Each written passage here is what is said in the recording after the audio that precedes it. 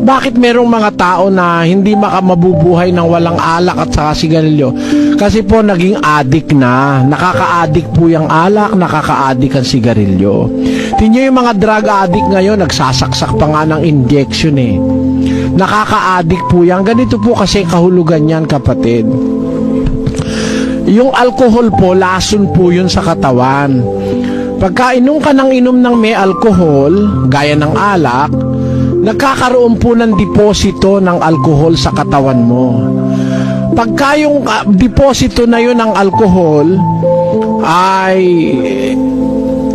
nagtatrabaho po yung ating atay, kung yung alcohol masama sa katawan, inaano po ng atay yun, inaalisan ng atay ng bisa yun. Kaya pag uminom ka ng alak, nalalasing ka, nawawala yung pagkalasing mo kasi nagtatrabaho yung atay. Inaalis niya yung bisa ng alkohol. Kaya naaalis yung pagkalasing mo. Kahit na uminom ka, dumadating ang oras, pag nakapagtrabaho na yung atay, nababawasan na yung alkohol kasi inino-neutralize po nung atay ng ating liver.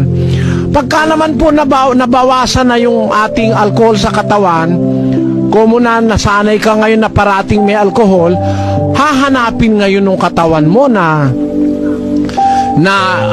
magkaroon ka na naman ng alkohol na ganong karami, iinom ka na naman.